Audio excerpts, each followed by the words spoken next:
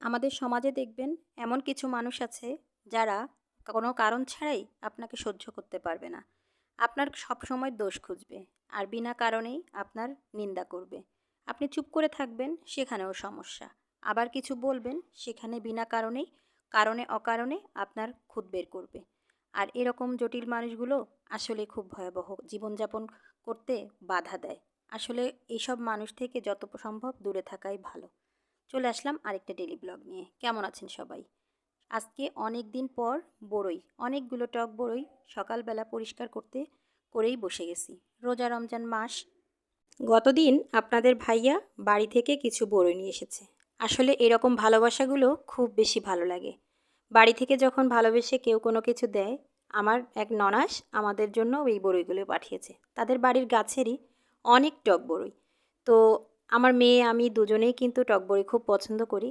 তো আপা দিয়েছে, বলেছে যে আচার করে খাবে ওরা। ভীষণ ভালো লাগছিল বড়িগুলো দেখে, মনটা খুশিতে ভরে গেছিল। এবছর কোনো আচার দেওয়া হয়নি, গত 2 বছর ধরে কোনো আচারও দিতে পারিনি। তো যাই হোক, এবছর ভেবেছিলাম যে আমের আচার করব, তো আগেই বড়ির আচার দিয়েই শুরু করছি। তো সকালবেলায় ঘুম থেকে উঠে, যেহেতু রোজার মাস, তো শুরু করলাম বড়িগুলো ধুয়ে ভালো করে পরিষ্কার করে। আমি আগে বোটাগুলো ছাড়িয়ে, মানে কাঁচা পাকা মেলানো, তো কিছু কাঁচা বড়ি রেখে দিয়েছি খাওয়ার জন্য, আর পাকাগুলোকে রোদে শুকাতে দিব।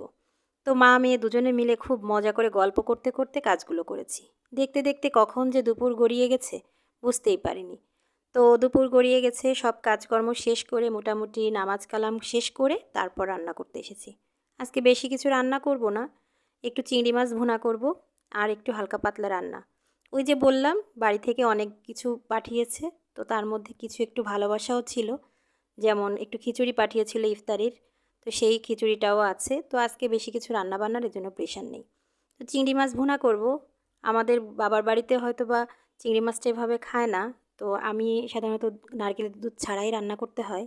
কারণ আপনাদের ভাইয়া আবার ওই নারকেল দুধের রান্নাটা খায় না, খেতে পারে না, তার হজম হয় কম। তো চিংড়ি মাছ তো আমার ঘরে অনেক বেশি রান্না করতে হয়। দু একটু অল্প করে রান্না করলে আমার মেয়েরই হয় না, ও ভীষণ পছন্দ করে।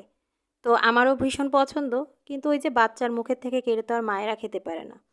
তো এই তো, আমি তো চিংড়ি মাছটা একটু ভেজে রেখেছিলাম, তারপর একটু কষিয়ে মশলা দিয়ে সব কিছু করে আমি আর কি ঝোল দিয়ে দিয়েছি। আর অফ ক্যামেরাতে আর রান্নাটা আপনাদের সাথে শেয়ার করিনি, আমার আপুরা হয়তো বা রান্নাটা দেখেই বুঝতে পেরেছে। তো একটু ঝোল ঝোল করে রেখেছি, যেহেতু আর কোনো তরকারি নেই। আর এই যে গত দিনের যে সেই খিচুড়িটা ছিল, একটু ভাজা পোড়া ছিল, সব কিছু গরম করে নিয়েছি। তো ভিডিওটা কেমন লাগলো অবশ্যই কমেন্টে জানাবে। ভালো থাকবে সবাই, চলে আসবো নেক্সট কোনো পরবর্তী ভিডিও নিয়ে। ধন্যবাদ সবাইকে, আসসালামু আলাইকুম, থ্যাংকস ফর ওয়াচিং।